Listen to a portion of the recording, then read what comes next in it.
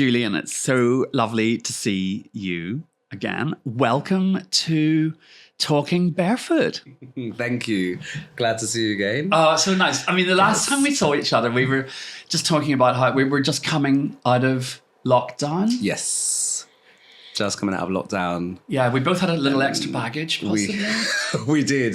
We did. I think we had to reinforce those poles a little bit. Oh, I was paying excess baggage charges. I think you were just like slightly outside what Ryanair would allow. So big difference. But we met, I think it was 2021, right? Yeah, it must have been. 21, yes. Yes. And Tom, our lovely videographer, filmmaker. I think filmmaker I like better. And he's like sitting to my right, but I'm pretending he's not because we're, like fourth wall or whatever. So Tom's partner, Holly, is many things, including a photographer for Barefoot Man. Yes. And she also does pole dance performance and teaching. And through Holly, we got introduced to Pole People Studios, to whom I have to give a shout out because they were so amazing. What's the name of the woman who owns it? She's Alison. Alison and I had a couple of really amazing conversations about what we were trying to do. And we realized we had a whole shared history at the BBC and stuff. And we end up deciding to make a shoot around pole dancing, and that is what you do. Yes, professional pole dancer. Tell us more about that. So I earn my money from hanging upside down, basically. I used to be a dancer. I still am a dancer, but I used to be a full-time dancer. And basically, a girl that I was very good friends with, when she left the show in London, I left about 2 years after her. And then when I left, I messaged her and I said, what are you doing for your fitness? Because other than dancing, I didn't know how to stay fit. I wasn't aware really, because it was the dancing that kept me fit. And she said, I'm pole dancing. And I said, what's that like? She said, just come and do it. Can I ask what year was this? 2014. So not that long ago, really, in the greater scheme of things. No. 10 years ago. Yes. Okay. Yeah, about 10 years ago. So I started, so I did a little course with her in 2014. And then 2015 is when I basically signed up for where she was working, and I followed her and I studied her, and she was really helping training me and get me up to scratch, basically up to the level that I'm at now. She's no longer with us, though. Oh, I'm so sorry. She passed away. But she was at Pole People as well. So that's how I know Alison as well. Because when she left the show, she went to Pole People and basically said, I've got no experience, but I really want to learn. And that was a great thing about Pole People as well, is that they coached her and they trained her, and she's been so fabulous, and so many people still talk about her now. And that was my training, basically. So I got to, because I used to be a gymnast as well. I used to be an athlete. I used to run for England many, many years ago, under 17. You represented England? Yeah, many years ago. Wow. So I've got a lot of physical, gymnastic basics, ADHD. I couldn't sit still. So my dad put me in after school activities so I could burn off all my steam and my energy, but also focus on something, not just run. There's a goal. There's an objective to whatever it is I'm trying to do.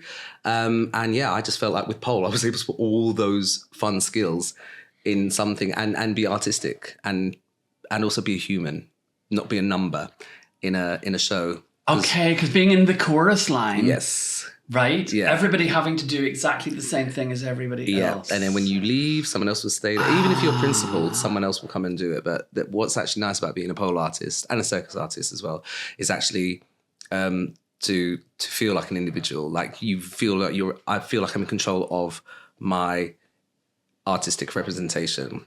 So that's what's really, really nice. Not being told you have to wear this, you have to wear that. I mean, I don't want to be too deep here, but that feels to me immediately almost like a metaphor for what we're trying to do for men and masculinity. Yeah. is say, step out of the chorus line and create your own show. Yes. Don't wear what everybody else is wearing. Don't do what everybody else is doing. Exactly, yes. Find your own way of expressing yourself. Absolutely. And so you found that through pole. Yes. I think through pole, it was like a relaunch of my career. It was second wave because I was really broken and busted from the shows in town.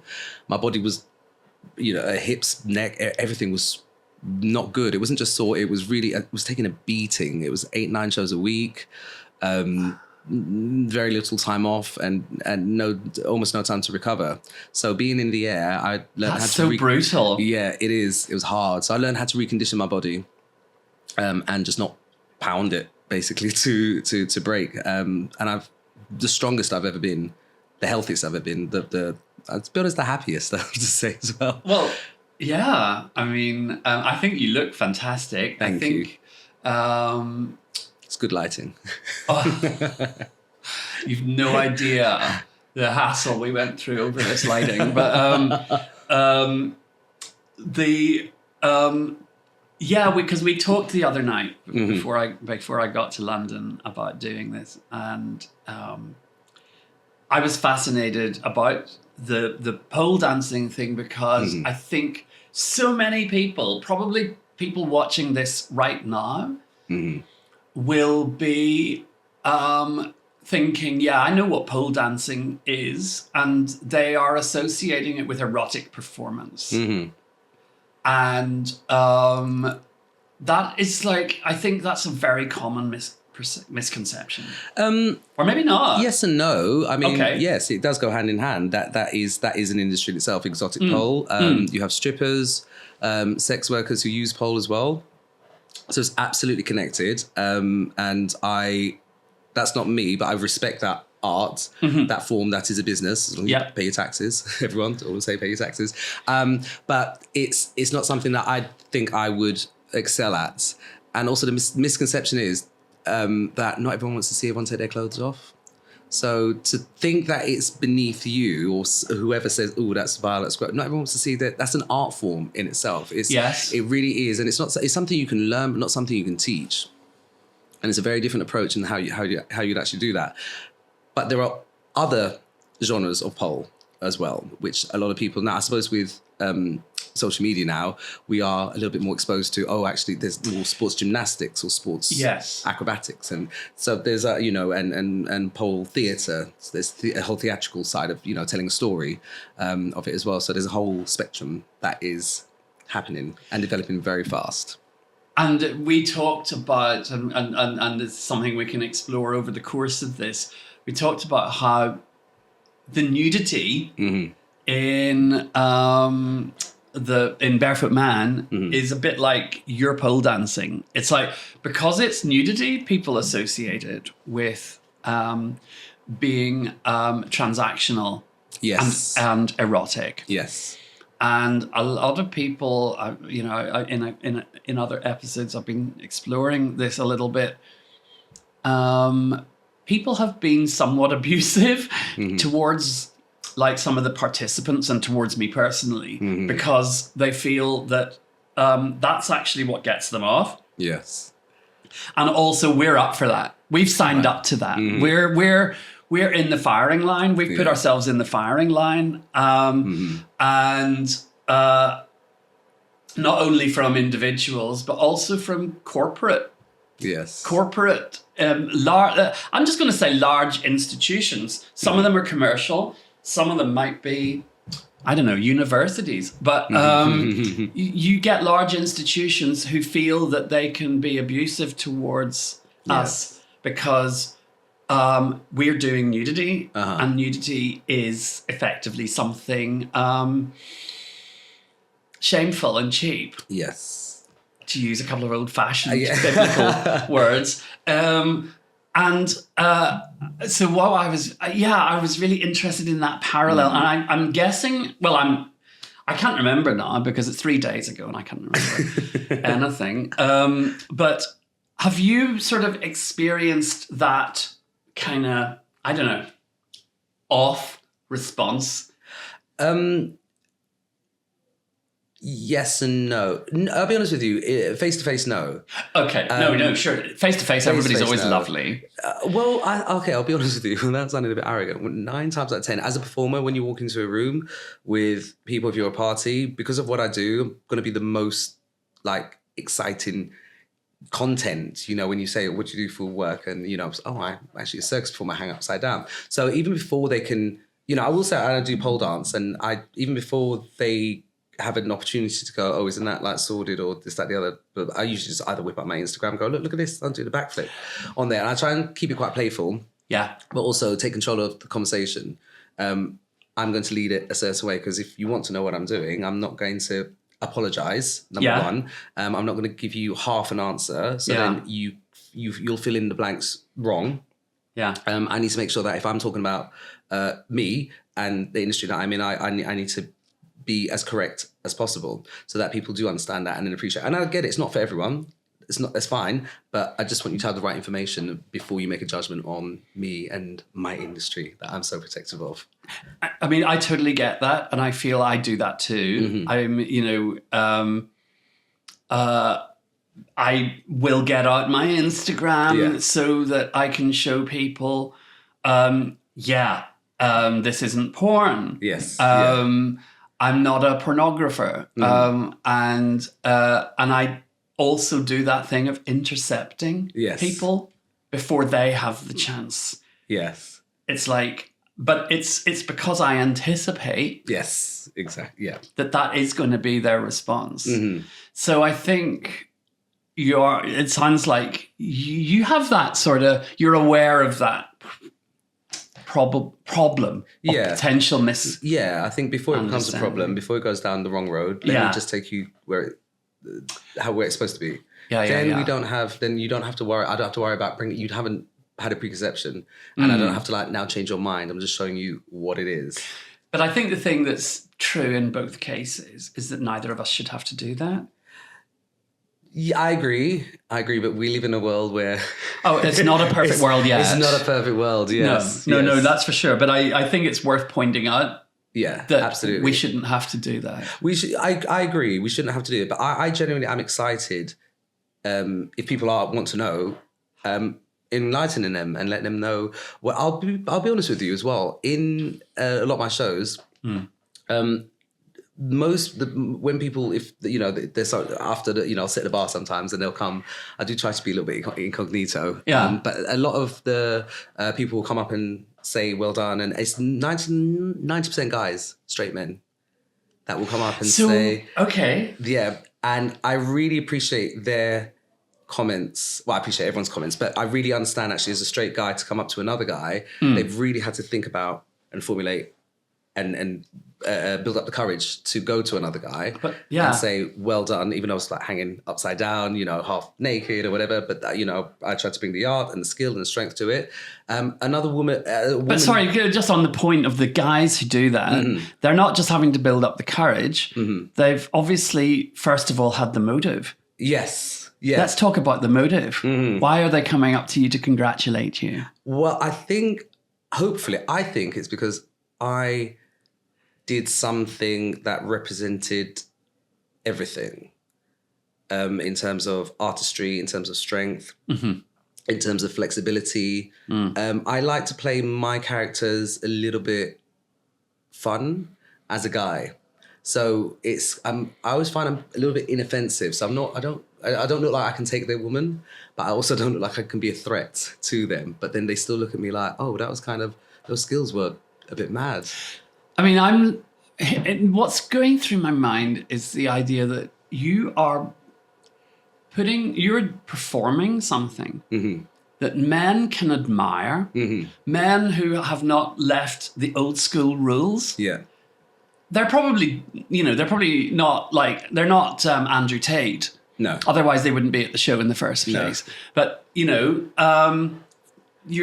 they identify as straight, and they're coming up to you. And I think, I'm wondering if maybe they're looking at you and they're seeing things that they admire in men. Yes. Things that they've been taught to aspire to as men. Yes. And it's coming in a package that they didn't think those things could come in. Yes, yeah. Yeah, didn't even think of that. Yeah, absolutely. Well, there you go. It is, yeah, because it's not me at the gym lifting Right? a weight. It's not how much you've lifted, Yeah, or yeah, I'm doing the hard work, but I'm making it look easy. And I think the ones that do come up and say, well done, actually appreciate how hard it is, because, you can't show no hard work. Otherwise, you won't get hired. well, I mean, I think, but I have a terrible relationship with sport that is all to do with how sport in my day, which was only a few days before you was, sport was really it was more a class in how to be a man. Yes. And I was shit at it. I just failed. It was the only subject I consistently failed. And so I just was like, well, I'm not interested then. I'm only interested in the subjects where I can excel. Yes. And so I have a terrible relationship with sport. But then through photographing the rowers and going on this journey, I came to appreciate the mindset of the athlete and how men, first of all, can come together as a team. Yes. And it was amazing to have that experience. But also that men can appreciate each other's physicality in terms of like grace, athleticism, flexibility, all that stuff. Men can really dig that about each other. Yeah. I love the idea that, when a man who's never sort of had a queer thought in his life that he's ever told anyone about, watches you, he's able to process that as that, but then perhaps also understand that there is an element about this performance which is outside the standard rules of what men do. Yeah. So you're taking them out of the box. Yes. Yeah. And, they've come to the show, so it's where well, obviously they've come to watch the show, so we're you're in our space now. In performance, you can't get up and walk away. Well, you can, but you won't. If the show's happening, you now have to sit and watch the show. You can get up and go, but it's hard to, you really have to be so offended to actually get up and leave a show. I've only done that once in my life. So now they're in our space. And what we've done is we've created a space that is a space for everyone. So regardless of your male, female, gay, straight, bi, whatever your identity is, whatever your sexual orientation and preference is, there's something there for you. And because it's done in a way that's not just one, so we're leaving other people out, I think then it's that thing of community, everyone, everything, inclusivity. That is what we aim to do on our retreats now. And I think, the pole dancing shoot was part of us going there. We were on a journey from just being one rowing club at one university. They were all mates. They were all 6'2", apart from Amir. Bless you, Amir. He's like, He's fun. He's amazing. And you spend a day naked with him. But the thing is that we went on the journey from being that to being this much more inclusive space and making everybody in it feel safe. Yes. So I'm interested in how you achieve that. How do you feel you achieve that with your performance? I think, what I try and do is I try and pick good songs, songs that people can relate to, can understand, classics. I like to play a character, whether it's, a cowboy or a priest or a builder or whatever it is. So now there's a visual, that's who you are. So again, very sort of pedestrian looking-ish people. And then the biggest thing for me is musicality. I like to choreograph my shows on the music. I like to have wow moments, really, really have wow, big tricks moments. I like to have things that rely on the music. I like slower stuff. So there's a journey, and I like to tell a bit of story. So even if hopefully people just enjoy the act in that way. So I do put a lot of thought into not trying to please everyone, but this is what I want to say, this is what I want to do. And I think there's appreciations on all levels. Like if it's like, okay, yes, they appreciate the strength. They like the music. They appreciate the artistry, the tongue-in-cheekness, the being silly, because we all like a laugh. And I try and put little, comical moments, cheeky smiles. There's, if there's a lyric where it will say something and I might mime it to someone and, pull a silly face, or if it's a silly word or whatever it is. So it's getting the audience on my side. So I try and, again, so I'm not performing to them, I'm performing with them. So I want them to know, oh, I understand the song, I get it. Now you feel like you're part of it as well. So that's what I like to do. I like to think that everyone is, I'm not performing over them, or I'm not trying to be too serious. Yeah, I'm there's quite a lot in there that that's really resonating for me. I think the first thing is that you try to be as relatable to as many people as possible by choosing references that they can understand. Yes. There's a lot of people, not a lot of people, how can I put this? There are two ways you can go when you're creating work. You can play to the choir by being like so incomprehensible to the rest of the world that only the choir could possibly love you. Yeah. But the choir will be like, oh, this guy's so like out there. And those are the people who kind of then win, like, I don't know, prizes in art competitions or things. Yeah. And there's a thing where popular art, popular entertainment, it's like seen as less. Yes. And because it's selling out. It's selling out, or it's not groundbreaking or whatever. And the thing is that I think that from what you've already said, clearly what you do is groundbreaking because you're really doing something that is enabling men to relate to you in a way that they didn't think they could. Yeah. So I think that's groundbreaking right there. And these may not be guys who have a degree from art school, but they come up to you after the show and talk to you because they've understood what you're trying to say. And I think that resonates with me because I think sometimes people look at my photos and think, yeah, this is just like beefcake, and it's like, well, listen, I'm not claiming to be anything. Right. I do consider myself to be an artist. Yes, which you and are. It's, thank you. That's very kind. Not everybody on Twitter says so. But, I think we can be quite snobbish and elitist in the creative professions, and you're avoiding that. I mean, you've told me how you want to tell a story, you want to engage people. Yes. You're not there to kind of go over people's heads. Exactly. I think that for me the most important thing is in life. It's a bit philosophical. In life, it's just being a human in a room. Number one, that is being present and talking to your people, your audience. Who are you? I think that's the most important thing with relating, again, with men or whoever, like actually having a conversation and not having a barrier there, having a preconception and say, because you are of this class or this race or this country, we cannot have a conversation. I've never understood that.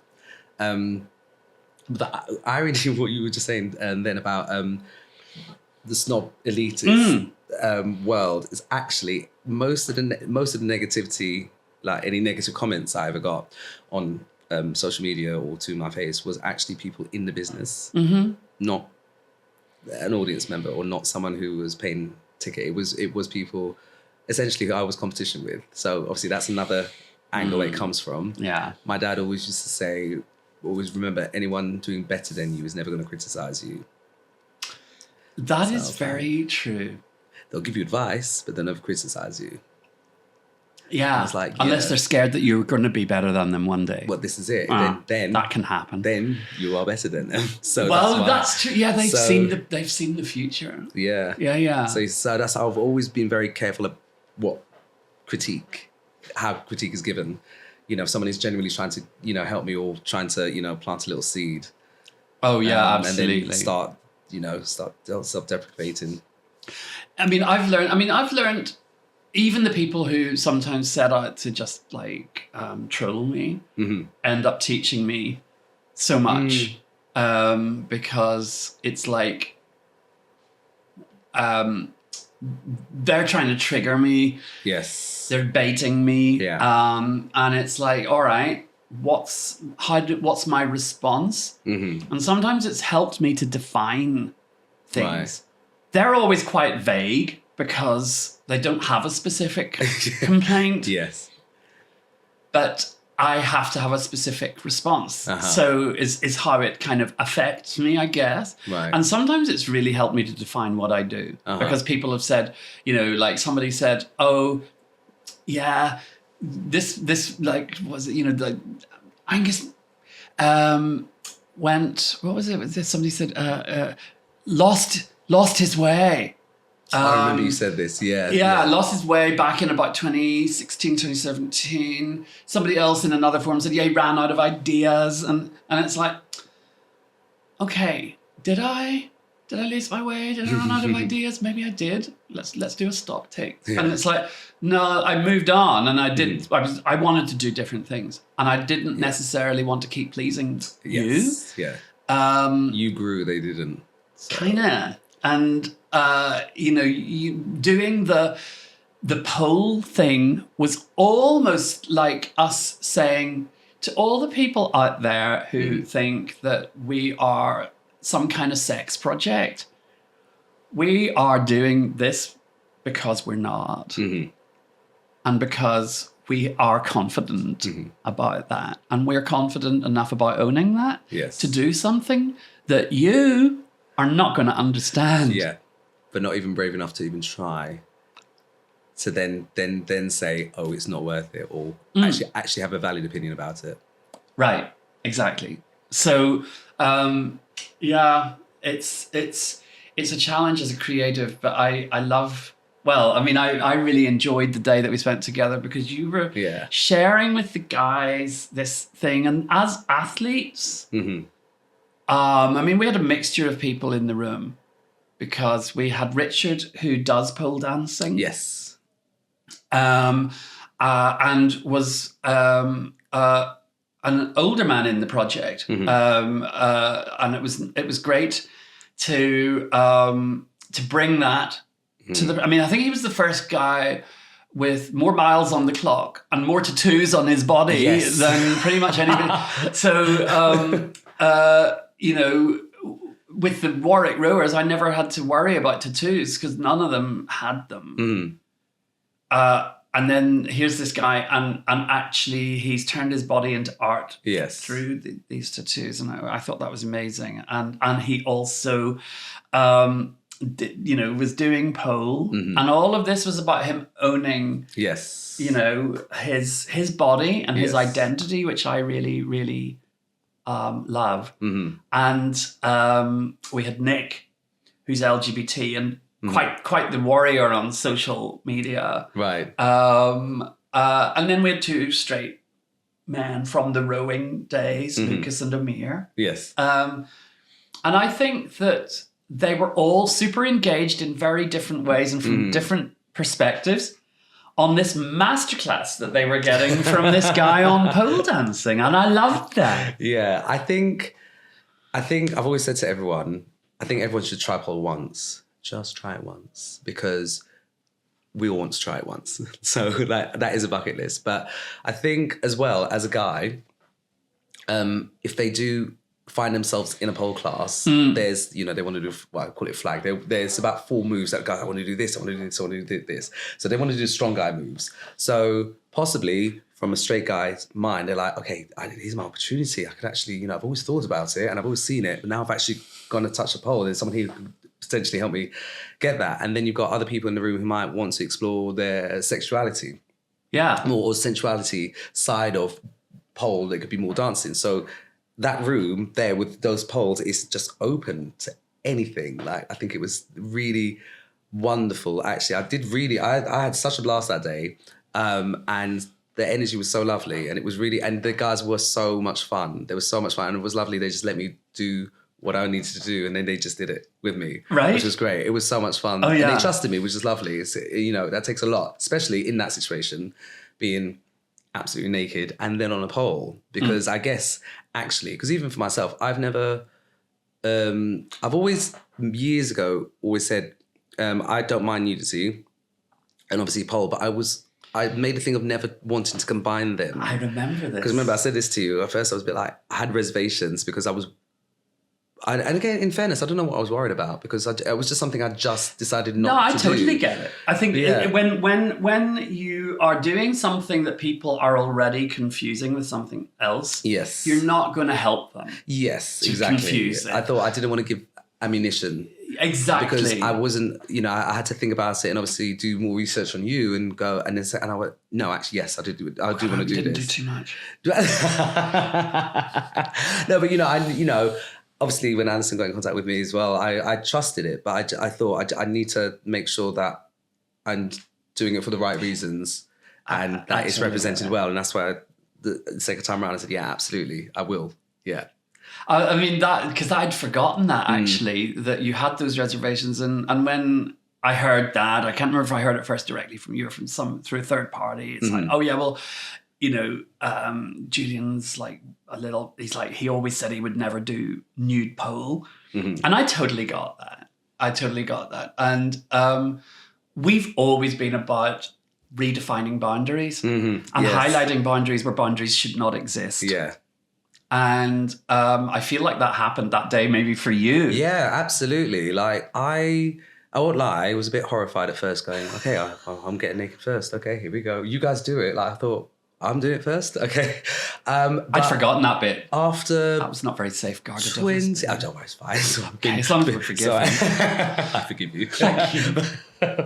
But after about 20 minutes, completely forgot I was naked. I felt so weird. Those inhibitions, after 20 minutes, you just go, no, but this is natural. This is fun. And it was just, and then I felt freer. Yeah. To do whatever it was I was doing. It was weird, like being, just when I'm teaching, obviously you've got shorts on or I'm aware of the clothing on me, but there was something about being naked in a room and then swinging on the pole and having the guys there and they're doing it and watching, we're all having a laugh. It was really quite, I don't know what the word is. It was quite therapeutic, actually, I think. There was something I felt so much happier and lifted. Like there was a weird energy that was gone. And maybe that was something I'd been harboring for a very long time. So actually, thank you for giving me that opportunity. Well, thank you, because, every time a man stands naked in front of me, that is a therapeutic experience for me. Because that was something I felt I didn't have permission to do. And it was something that I felt was, if I saw a naked man, it was non-consensual, it was shameful, it was, so I'm always trying to disconnect associations between men's bodies and my inner crazy through doing this. And that's my journey, and that's still crazy, by the way. It's like, so every man who's ever stepped in front of me naked has given me something for which I feel enormous gratitude. And I really feel the way for a lot of guys, it's been something that they're grateful for too. The space that we've created. I mean, we did this retreat in Toledo in Spain last year. You probably got an email about it. I did, and I would have loved to have done it. I think it fell on Pride weekend. I know it did. I actually know it did. And I was kind of booked out, and I just couldn't say no to what I already had here. No, fair although enough. I did. I was gutted. I won't lie, because that just sounded like. I mean, go away somewhere nice and warm. Firstly, well, I'm so overdue for holiday. We had a guy from Belfast. I don't think he'd ever seen the sun before it blew his mind. Really? I mean, I'm from there, so I know. I had to get on a plane to find sunshine. But it was a really amazing, it was an amazing experience. And I felt like, wow, this is really next level. And have you seen the films from that? I've seen a few. Have you seen the one about the butthole sunning? No. Okay. We don't have to go there. But we might. But maybe we will. Hello, Barefoot family. Can you tell that Julien and I are having the best time ever? Yeah, I think you probably can. The wine helped. Coming up, we have more to say about buttholes, and I wanted to let you know that we actually made a film about perineum sunning at Barefoot Man. It is just one part of our September 2023 edition of Roar Portfolio.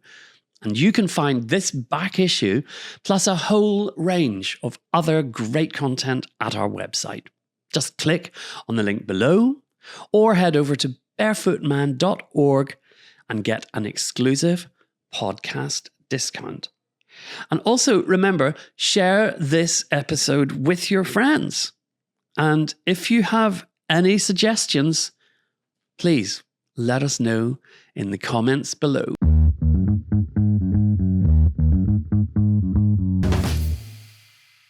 Perineum sunning was, it didn't come from me. I want to say that, although I'm prepared to own it now. Because otherwise, what's the point? But I was in Joshua Tree last year with three American guys, one straight, one bi, one gay. Right. And it was the straight guy who said, have you heard of this thing, perineum sunning? And I was like, no. And he said, oh, it's a thing. And I was like, really? And we looked it up on Wikipedia, and it turned out it was indeed a thing. And the jury is out on it about whether it's a good thing or not. But you basically expose your butthole to the sun, and you do it for a very short space of time because you get a lot of solar energy into your body through that very brief exposure. But I think that what's interesting about it for men is just, it's almost like a ritualistic experience of that bit that must remain hidden. Yes. Suddenly being in the sun, not just in the light, but in the sun. Right. So that's very public. And it's, it was like, some of the guys were like, yeah, I'm not taking part in this. And it's like, yeah, that's fine. Okay. And some guys were like, well, I'll take part in it, but you can't show my butthole on camera. Okay. And it's like, okay. Also fine. One of the guys, he's like, it's actually in the film where he says, I don't believe in this, but then he does it. And then at the end he said, yeah, actually, I kind of liked it. It was kind of a trip. Yeah, I feel like that men making themselves vulnerable is such a crucial part of our journey towards changing, because I think we've all been brought up as men to focus on how we can be invulnerable. It's almost like that's the definition of being a man. Yes. Your superiority, your ability to dominate. Yes. It's a sign of vulnerability, is a sign of weakness. Absolutely. And, traditionally with men, we don't, you don't cry in front of anyone. If you do, or you're told at best, if you cry, do it quietly. Absolutely. Don't show weakness. Don't show any vulnerability, because you're right, because then we don't look like we have the same level of authority that no one's going to take us seriously. I say us, I mean men, of course. But yeah, it's growing up, men have told you this is what you do, and you're right. When you've got those guards on your what you think is right, it's hard to then develop and grow and be open-minded about anything else. It's almost like once you've learned it by the age of 12, that's it, things don't change. But times change. When you're living in a world of today with rules that you were taught 40, 30 years ago, that's why you struggle internally, because you're not happy with what's going on, but you just accept it and you just become a grumpy old man, which I'm sure we know many of them. Well, they're constantly like this for life. It's because not because life was bad for you, it's because you didn't accept what was going on. If you had freed yourself, you'd be a much happier person. But you put these chains, or these chains were put on you, but you've decided to hold on to them for so long. And now it's almost through stubbornness, you can't let go, because it's almost two things. You don't want to be wrong, and it's fine to be wrong. Yeah. Because you grow. Exactly. And you would just rather die hanging on to this stubbornness just to say that, I'm a man. No, it's so very true, Julien. And our project has always been about sort of trying to say, and what exactly does that mean? What are the essential ingredients?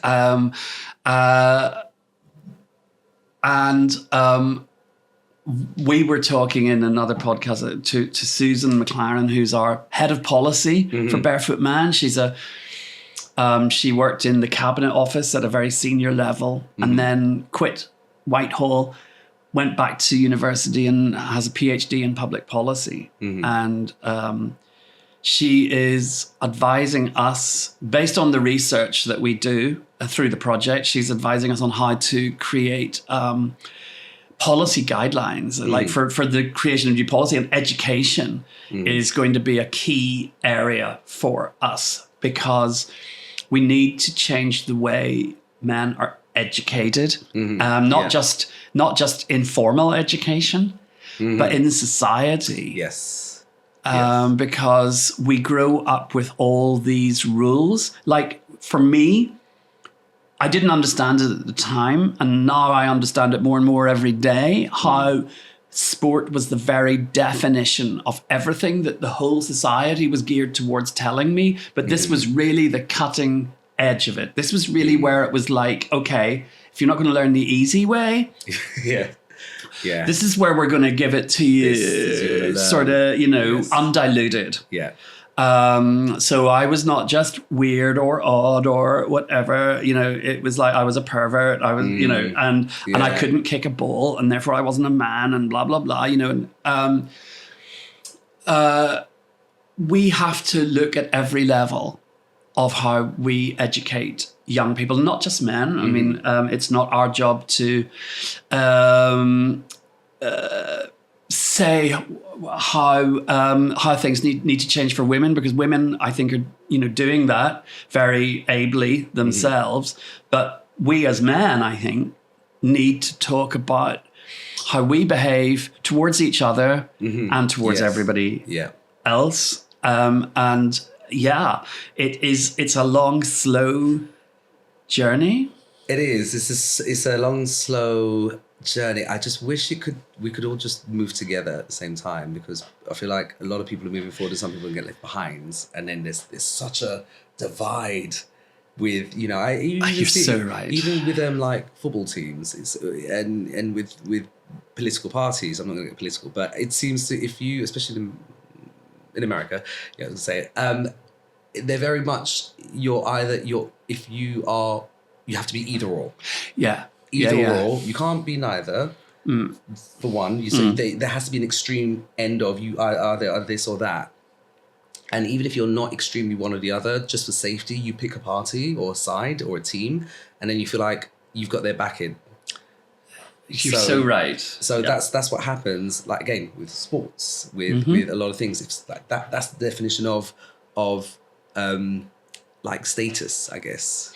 And I think it is because we achieve status by belonging. Yes. Yeah. What do we belong to? It's like, do we belong to the right club? Did we go to the right school? Yes. Did we get the right degree from the right university? Yes. Do we live in the right neighborhood? Is our skin the right color? Does our dick go up in the right places? In front of the right people? Do we want our dicks?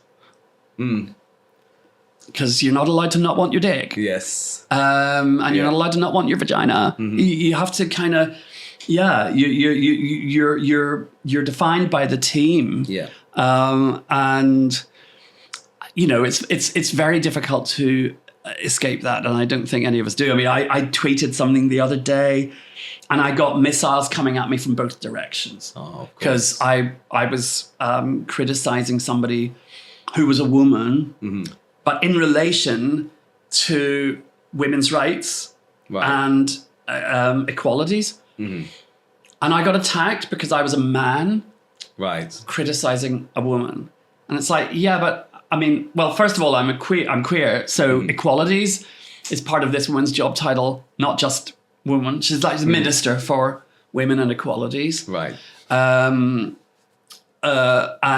so actually I can speak about that from the perspective of equalities, but I was told to sit down and shut up. And I can understand a lot of women wanting men to sit down and shut up because men have been standing up and shouting for a very, very, very long time, and we need to stop doing that.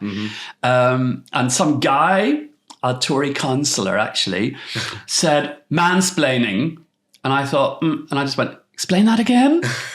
And the thing is, he did, which is, you know, an indication of the quality of local councillors that his constituents are sadly facing. But so yeah, I mean, I thought that was hilarious. That is, I mean, you know, mansplaining not once but twice, and calling me out as a mansplainer. But so, but the thing is, he was coming to the defense of somebody who was part of his tribe. And the left-wing women who attacked me were also attacking me in defense of their perceived tribe, which is women. So it's like, I couldn't speak. And somebody else said, are you trans? And it's like, what's that got to do that with shouldn't make anything? But then I said, well, if I'm going to have missiles coming from every side, I'd rather wear a fascinator than a helmet. So maybe I am trans.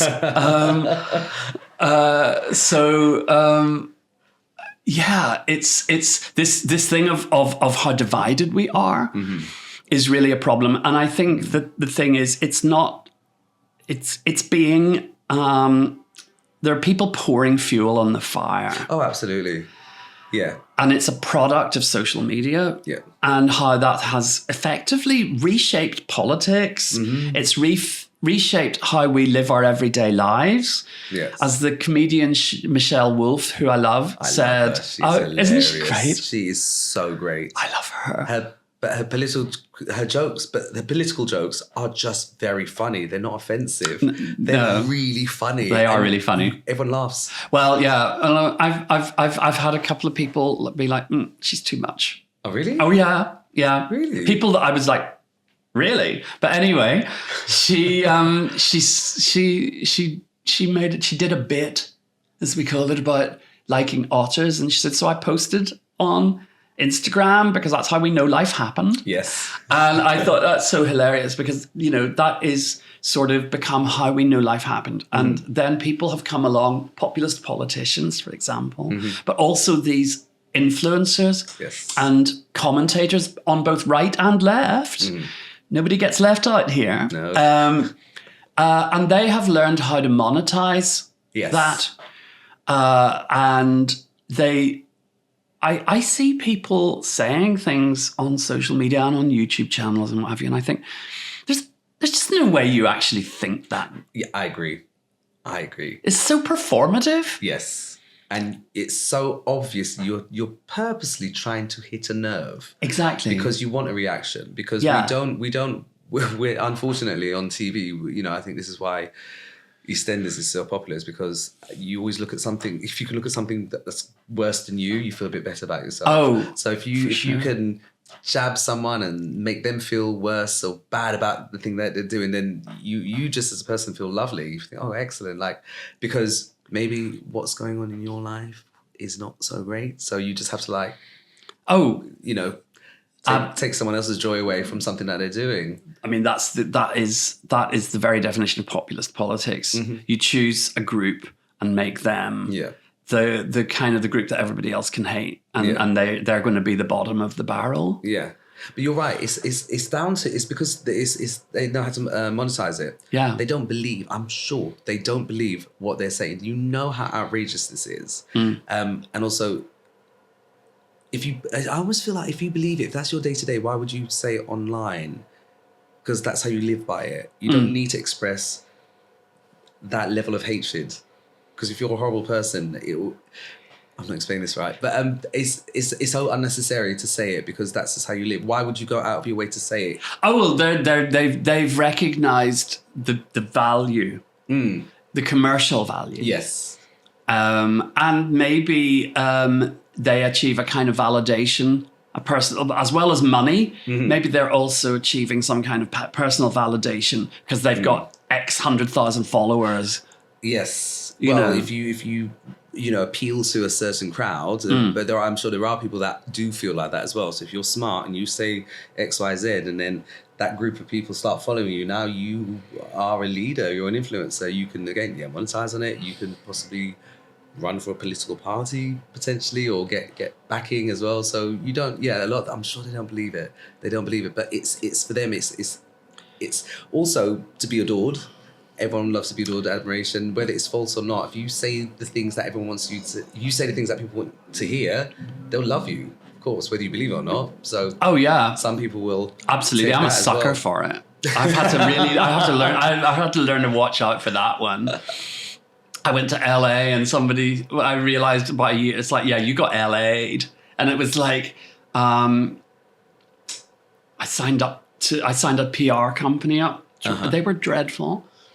And in the end, I realized that all they'd done was sit in a room telling me how amazing I was. And I thought that they really believed it and got it and were going to take our message and really transmit it. But no, they didn't care about the message. They understood enough about the message to sell it back to me as with the tagline, "You're amazing." And that was it. That was all they did. And then they didn't actually really do anything else again. And it was anyway. I'm thinking we probably have to wrap this up, Julien, because this has been fantastic. But you know what I'm coming away thinking? What's that? Is it goes back to a conversation I had with Alison back in 2021. And then life, happened. Yes. But not on Instagram. Yes. We forgot to put it on Instagram, which is why it didn't happen in reality. So I think we need to go back to the idea of doing something with men on poles as part of what we're doing, because I think that we've today explored how nudity and pole dancing and masculinity and men's identity and our relationship with how we look at each other, how we feel about ourselves. There are so many resonances and parallels. And I think we should explore that together. Absolutely. I agree. We're going to make that happen. Yes, definitely. Thank you so much, Julien. Thank you.